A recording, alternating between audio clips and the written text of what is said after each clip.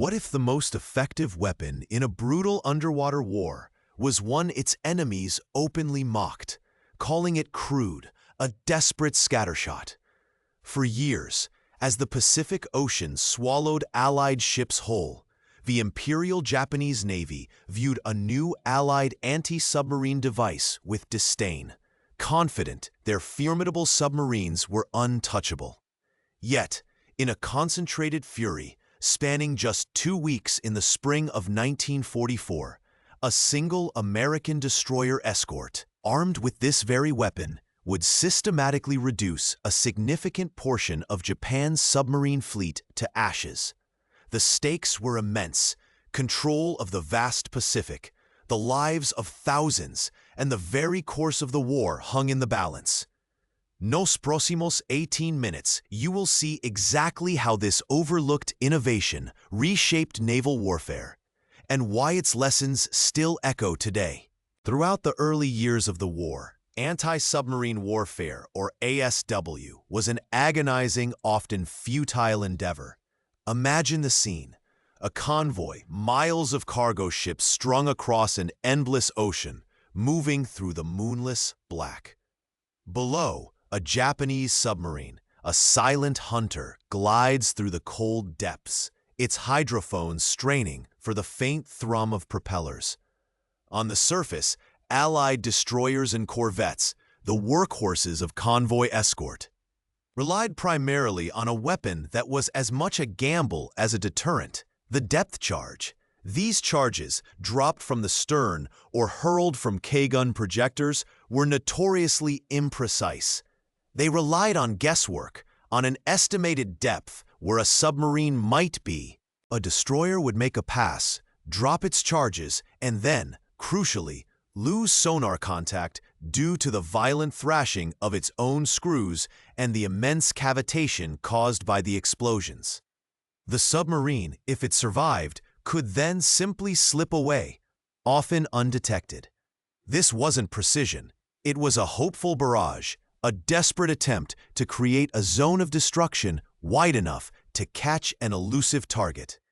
The Imperial Japanese Navy, for its part, invested heavily in a doctrine that prioritized large, long-range submarines. Vessels like the I-boats, designed for fleet operations and commerce raiding across vast distances, were considered crucial assets. Their captains were highly trained, their boats built for endurance and stealth. They believed their deep-diving capabilities and the sheer expanse of the Pacific offered them an unparalleled sanctuary against what they perceived as unsophisticated Allied countermeasures. This strategic confidence, however, masked a critical blind spot, one that would prove devastating. The Allies desperately needed something better, something that could maintain contact, something that could kill. The answer came in the form of a peculiar device called the Hedgehog mortar. Unlike depth charges, which exploded at a preset depth beneath the ship, the Hedgehog fired a salvo of 24 small, spigot-mounted projectiles forward of the ship, in a circular pattern. These projectiles, weighing about 65 pounds each, weren't designed to explode on a timer or at a specific depth. Instead, they were contact-fused. They would only detonate if they physically struck the submarine's hull. This simple, elegant difference was revolutionary. It meant that if a Hedgehog salvo exploded, it was a confirmed hit, a kill. If it didn't explode, the destroyer maintained sonar contact, free from the deafening chaos of a depth charge explosion, allowing it to immediately line up another attack run. This continuous contact was the game-changer, turning a hunt into a relentless pursuit. Yet, when first introduced, the Japanese, and even some within the Allied ranks, dismissed it. They called it crude, an unsophisticated scattershot, a desperate measure from a navy struggling to find a solution. How could these small, forward-firing charges, without the theatrical explosions of depth charges, possibly sink their formidable submarines? They saw only the lack of a spectacular blast, failing to grasp the silent, deadly precision that was the Hedgehog's true power. The early war had been a brutal education in the challenges of submarine hunting, leaving many convinced that nothing short of overwhelming force could truly counter the undersea threat. The Hedgehog seemed, on the surface, to be anything but. What they didn't understand was that this understated elegance was its very strength, a strength about to be unleashed with terrifying efficiency. The brutal education of the early war had indeed left many convinced that only overwhelming force could counter the undersea threat.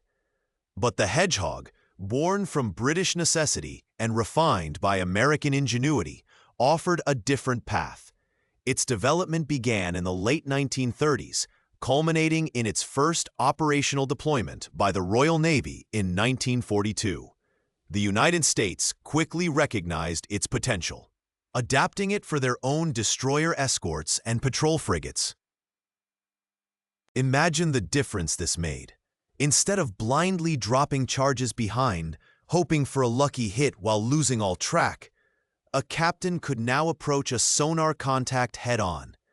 The Hedgehog's 24 projectiles, launched in a tight circular pattern, would splash down ahead of the ship, creating a lethal spread approximately 130 feet in diameter. The key was the contact fuse.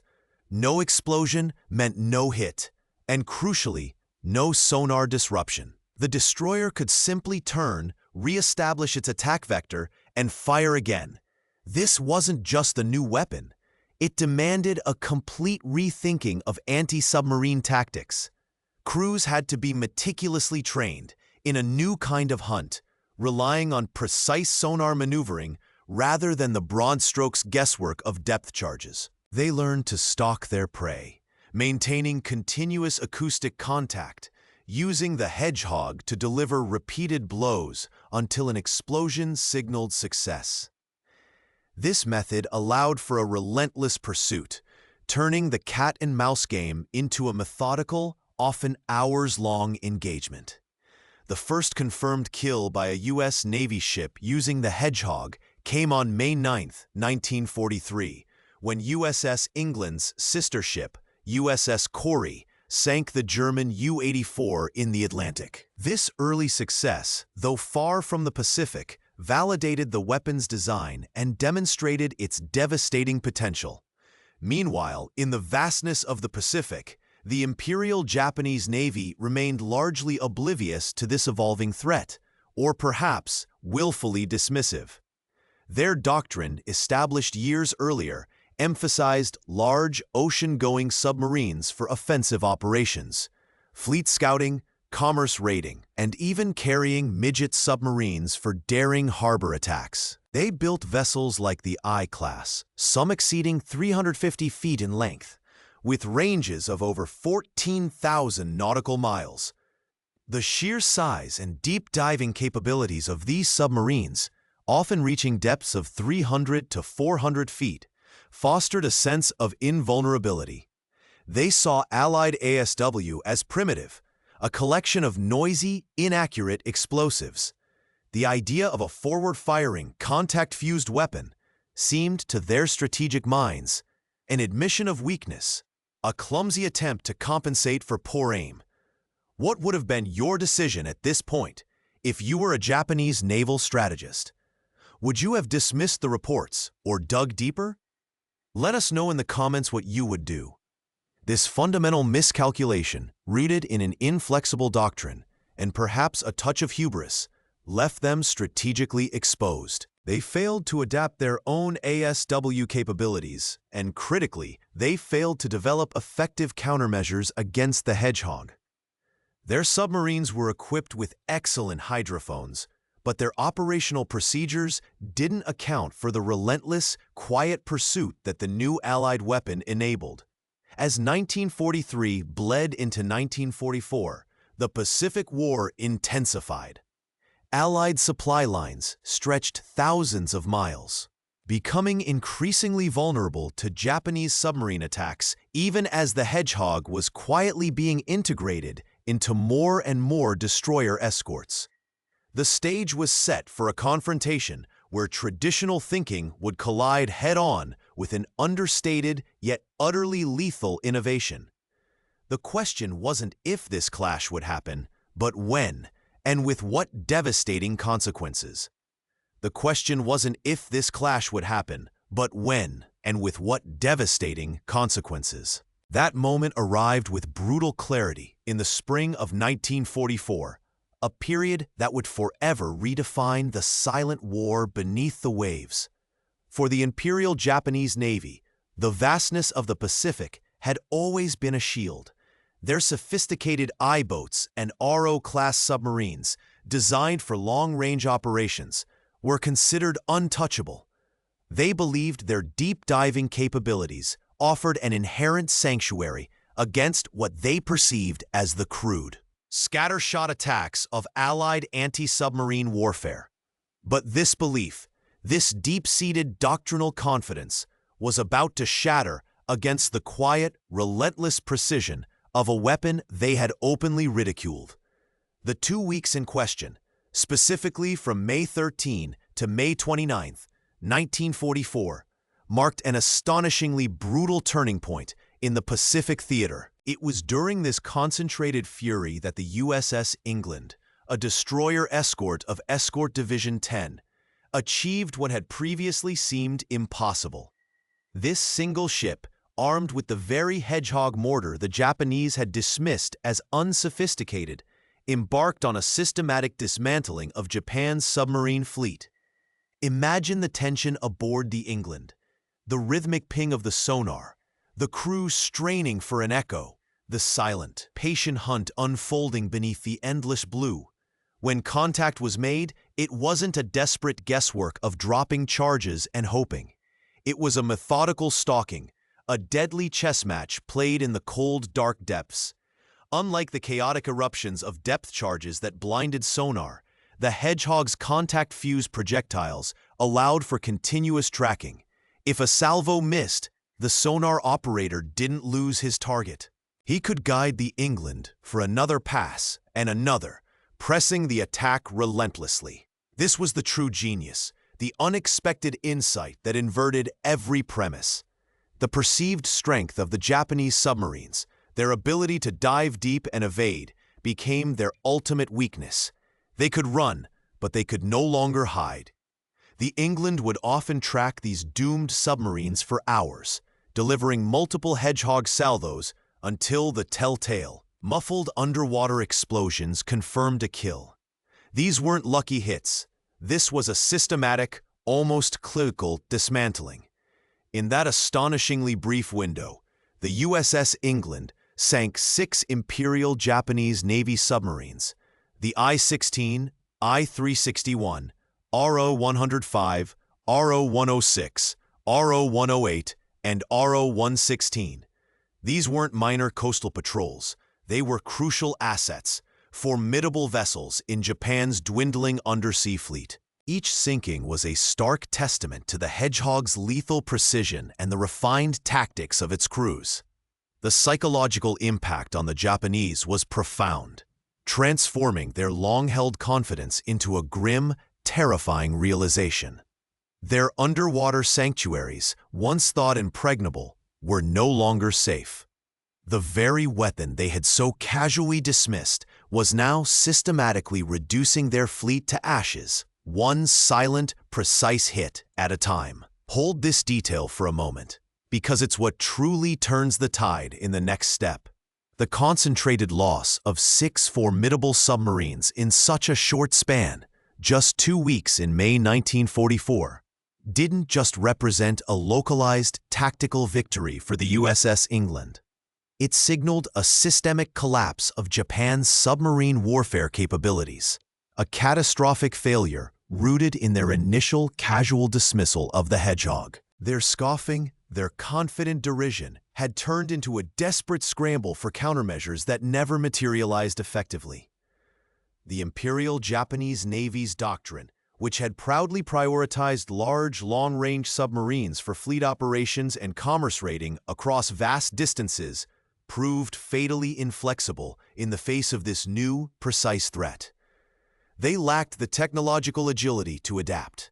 and their intelligence apparatus had failed to properly assess the true danger these crude projectiles truly posed. This wasn't merely a technological gap, it was a conceptual chasm. The cost of this oversight was immense. It wasn't just the loss of skilled crews and irreplaceable vessels, though that alone was devastating for a nation already straining its resources. It was the profound strategic paralysis that followed. With their submarine fleet decimated, Japan's ability to disrupt Allied logistics, gather vital intelligence, or even conduct effective reconnaissance across the vast Pacific was severely curtailed. The sea lanes, once perilous gauntlets where Allied convoys braced for silent predators, became demonstrably safer. This critical shift accelerated the buildup of forces for pivotal campaigns, directly impacting the timelines and success of invasions like Saipan and the Philippines, campaigns that would prove utterly decisive in the Pacific War. The humble Hedgehog, initially ridiculed, didn't just sink submarines, it eroded Japan's strategic options, contributing directly to the tightening noose around the empire. This wasn't about superior raw power or overwhelming numbers. It was about a technically elegant weapon that forced an enemy to confront its own doctrinal blind spots. The Japanese had built their undersea strategy on the premise of evasion and deep-diving sanctuary, only to find that a weapon designed for continuous contact, detonating only on impact, rendered those very advantages meaningless. The Hedgehog became a powerful symbol of how a seemingly simple solution, when correctly understood and meticulously deployed by well-trained crews, could utterly reshape a theater of war. It proved that sometimes the most unassuming innovation, when applied with ruthless precision, can dismantle an entire strategic pillar. The lessons from that brutal fortnight in 1944 are profound, resonating far beyond the confines of naval history. They speak to the perils of strategic arrogance, the danger of underestimating an adversary's innovation, and the critical importance of adapting doctrine to new technologies, rather than clinging rigidly to outdated beliefs. Even today, in an era of hypersonic missiles and cyber warfare, the core principle remains. The interplay of technology, doctrine, and human perception is the true battleground. A seemingly small change, a novel approach, can ripple through an entire system, turning what were once perceived strengths into fatal weaknesses. The story of the Hedgehog mortar is a stark reminder that innovation isn't always about brute force or flashy displays. Sometimes, it's about a quiet, precise elegance that, when unleashed with devastating effect, reduces an entire fleet to ashes in just 2 weeks, changing the course of a world war. If this deep dive into an overlooked chapter of naval warfare made sense to you, if it opened your eyes to how strategy and innovation truly intersect, subscribe now so you don't miss the next chapter in our exploration of history's most pivotal moments. Leave a like to let me know it's worth continuing down this path, uncovering more stories of strategy and innovation that truly matter. And comment on what part of the Hedgehog story really clicked for you. What specific detail or realization truly turned the key? I'll be reading those ideas and bringing them into the next video. And what if I showed you the untold story of the American torpedo crisis, a seemingly unrelated failure that, ironically, paved the way for the Hedgehog's deadly success?